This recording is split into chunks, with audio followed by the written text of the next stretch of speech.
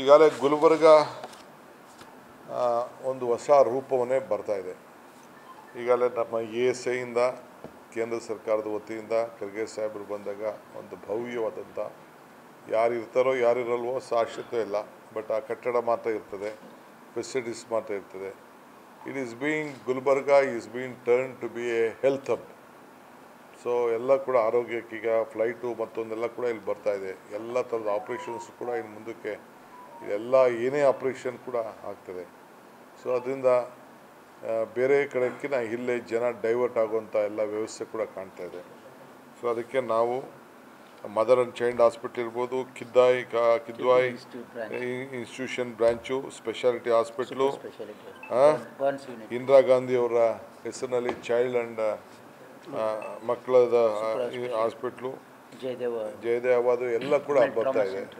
Trauma centre ಕೂಡ ಎಲ್ಲ ಆಗ್ತಾ ಇದೆ. ಇದು ನಮ್ಮ ಕಲ್ಯಾಣ ಕರ್ನಾಟಕದ ಎಲ್ಲ ಜನ, ಇದು ಬರೀ ಗುಲ್ಬರ್ಗದವರಲ್ಲ, ಕಲ್ಯಾಣ ಕರ್ನಾಟಕದ ಬಳ್ಳಾರಿಯಿಂದ ಹಿಡಿದು, ಕೊಪ್ಪಳದಿಂದ ಹಿಡಿದು, ರಾಯಚೂರಿಂದ ಹಿಡಿದು,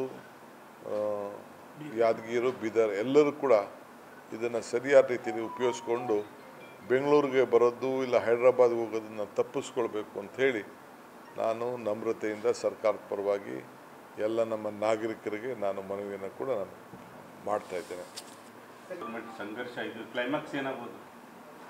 ಕ್ಲೈಮ್ಯಾಕ್ಸ್ ಏನಾಗ್ತದೆ, ಎಲ್ಲಿ ನ್ಯಾಯ ಇದೆ ನ್ಯಾಯಕ್ಕೆ ಜಯ ಇದೆ. ಇಲ್ಲಿ ನಮ್ಮ ಮುಖ್ಯಮಂತ್ರಿಗಳು ಏನು ತಪ್ಪು ಮಾಡಿಲ್ಲ, ಅವರು ಯಾವ ಆದೇಶ ಕೂಡ ಕೊಟ್ಟಿಲ್ಲ. ಆಸ್ತಿ ಕಳ್ಕೊಂಡದ್ದು ಪಾರ್ವತಮ್ಮನವರು, ಮೂಡಾರವರು ಎನ್ಕ್ರೋಚ್ ಮಾಡಿದ್ದಾರೆ. ಸೊ ಅದಕ್ಕೆ ಪರಿಹಾರವನ್ನು ಕೊಟ್ಟಿದ್ದಾರೆ. ಸೊ ಪರಿಹಾರ ಕೊಡಿ ಅಂತೇಳಿ ಸಿದ್ದರಾಮಯ್ಯನವರು ಬರೆದೂ ಇರಲಿಲ್ಲ, ಇಲ್ಲ ಇವ್ರ ಕಾಲದಲ್ಲಿ ಏನೂ ಆಗಿಲ್ಲ. BJP ಇವ್ರ ಕಾಲದಲ್ಲಿ ಕೊಟ್ಟಿದ್ದಾರೆ ಒಂದಷ್ಟು 50% ಏನೋ ಕೊಟ್ಟು, ಅದು ಏನು 50% ಲ್ಯಾಂಡ್ ಅಲ್ಲ, ಡೆವಲಪ್ಡ್ ಏರಿಯಾ ಅಂತ 50% ಕೊಟ್ಟಿದ್ದಾರೆ. ಯಾರು ಎದುರ್ತಾರೆ ಅವರು? ಶೆಟ್ರಿಗೆ ಎದಕ್ಕೆ ಇರಬೇಕು? ಒಂದು ಪ್ರೊಸೀಜರ್ ಇದೆ. ಇದ್ರಿ ತನಿಖೆ ಚೀಫ್ ಮಿನಿಸ್ಟ್ರೇ ತನಿಖೆಗೆ ಆದೇಶ ಮಾಡಿದ್ದಾರೆ, IAS ಆಫೀಸರ್ಸು ಮಾಡಿದ್ದಾರೆ, ಕಮಿಷನ್ ಮುಂದೆನೂ ಆದೇಶ ಕೊಟ್ಟಿದ್ದಾರೆ. ಇವರೋಗಿ ಇಲ್ಲೇನೇನು ಹೇಳ್ತಾರೆ ಅದನ್ನೆಲ್ಲ ಹೋಗಿ ಅಲ್ಲಿ ಕೊಡಲಿ ಕಮಿಷನ್ ಮುಂದೆ. ಯಾರು ಬೇಡ ಅಂತ ಹೇಳ್ತಾರೆ? ಚೀಫ್ ಮಿನಿಸ್ಟ್ರ್ ಯಾವತ್ತೂ ಎದುರುವಂಥ ಸಂದರ್ಭ ಇಲ್ಲ ರೀ. ಅವ್ರ ಬ್ಲಡ್ಡು ಇಲ್ಲ, 40 ವರ್ಷ ಹೋರಾಟ ಮಾಡಿದ್ದಾರೆ, ಮುಂದುವರ್ಸ್ಕೊಂಡು ಹೋಗ್ತಾರೆ. ಸರ್, ಈ ವಿಚಾರದಲ್ಲಿ ರಾಜ್ಯಪಾಲರು ದಲಿತರು ಅನ್ನೋಂಥದ್ದು ಟ್ರಂಪ್ ಕಾರ್ಡ್ ಅನ್ನ ಬಿಜೆಪಿ ಯೂಸ್ ಮಾಡ್ಕೊತಾ ಇದ್ದಾರೆ. ದಲಿತ ರಾಜ್ಯಪಾಲರ ಮೇಲೆ ಇವರು ಆಕ್ರಮಣ ಮಾಡ್ತಾ ಇದ್ದಾರೆ. ಸಂವಿಧಾನದ ಹುದ್ದೆ ಅವ್ರನ್ನ ಅಲ್ಲಿ ಕುಡಿಸಿದೆ, ಜಾತಿ ಮೇಲಲ್ಲ.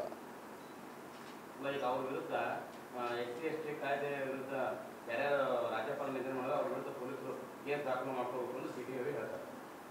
ಪೊಲೀಸ್ ಯಾರ್ಯಾರು ರಾಜ್ಯಪಾಲರ ನಿಂದನೆ ಮಾಡಿದ್ದಾರೆ, ಯಾರ್ಯಾರು ರಾಜ್ಯಪಾಲರ ವಿರುದ್ಧ ಮಾತಾಡಿದ್ರೆ ಅವ್ರ ವಿರುದ್ಧ ಪೊಲೀಸರು ಸ್ವಯಂ ಪ್ರೇರಿತವಾಗಿ SC/ST ಆಕ್ಟ್ ಅಲ್ಲಿ ಪ್ರಕರಣ ದಾಖಲಿಸಬೇಕು ಅಂತ ಹೇಳ್ತಾರೆ. ಈಗ ಹೊಸ ಹಾಸ್ಪಿಟ್ಲ್ ಇವ್ರು ಮಾಡಿಸಿದಾರಲ್ಲ, ಕರ್ಕೊಬಂದು ಸೇರ್ಸೋಣ.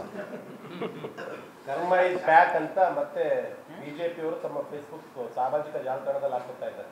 ಹೇಳಿ, ಕರ್ಮ ಇಸ್ ಬ್ಯಾಕ್ ಅಂತ. ನನಗೆ ಆ ಭಾಷೆ ಗೊತ್ತಾಗಲ್ಲ. ಅಂದ್ರೆ 2011ರಲ್ಲಿ ಅವ್ರಿಗೆ ಜೈಲಿಗೆ ಹಾಕಿದ್ರು, ಈಗ ಅವ್ರು ಹೋಗೋ ಪರಿಸ್ಥಿತಿ ಬಂತು. ಕರ್ಮ ಇಸ್ ಬ್ಯಾಕ್ ಅಂತ ಅವ್ರನ್ನ ಕಾಂಗ್ರೆಸ್ ಅವ್ರು ಹಾಕ್ಸಿಲ್ಲ ರೀ, JDS ಅವರು, ಇದೇ ಕುಮಾರಸ್ವಾಮಿ ದೇವೇಗೌಡ್ರೆ ಅವ್ರನ್ನ ಹಾಕ್ಸಿದ್ದು.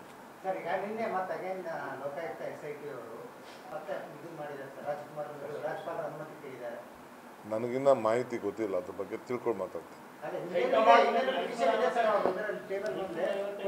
ನನಗೆ ಮಾಹಿತಿ, ನಾನು ಸುಮ್ಮನೆ ನಿಮ್ಮ ಮೇಲೆ ನಾನು ಡಿಪೆಂಡ್ ಹಾಕಾಗಲ್ಲ.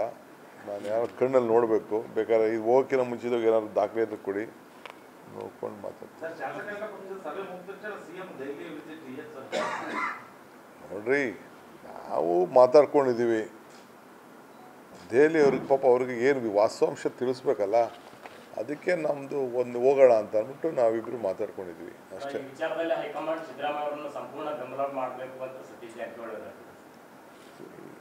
ಇಡೀ ಪಕ್ಷ ರೀ, ಮಲ್ಲಿಕಾರ್ಜುನ್ ಖರ್ಗೆ ಅವರಿಂದ ಹಿಡಿದು ರಾಹುಲ್ ಗಾಂಧಿಯಿಂದ ಹಿಡಿದು ಎಲ್ಲರೂ ಕೂಡ ನಾವು ಅವ್ರ ಪರವಾಗಿ ನಿಂತಿದ್ದೀವಿ ಅಂತ ಹೇಳ್ತಾ ಇದ್ದೀವಿ. 10 ವರ್ಷ ನಮ್ಮ ಸರ್ಕಾರ ಇರ್ತದೆ.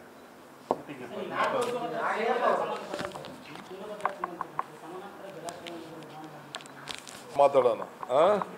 ಬನ್ನಿ ಇದರಲ್ಲಿ ರಾಜೀವ್ ಗಾಂಧಿ ಕಾರ್ಯಕ್ರಮದಲ್ಲಿ ಭೇಟಿ ಮಾಡೋಣ. ಈಗ ಒಂದು ಕನ್ಫ್ಯೂಷನ್ ಸರ್, ಈಗ ಪರಮೇಶ್ವರ್ ಅವರು ಫಾರಿನ್ ಟೂರ್ ಹೋಗಿದ್ದು ಅದು ಏನು ನಾನು ಹೋಗ್ತಾ ಇದ್ದೀನಿ. ಯಾವಾಗ ಹೋಗ್ತಾ ಇದ್ರಿ ಏನು ತಿಳಿಸ್ತೀನಿ, ಕೋರ್ಟ್ಗೆ ಹಾಕಿದ್ದೀನಿ ಅರ್ಜಿನ.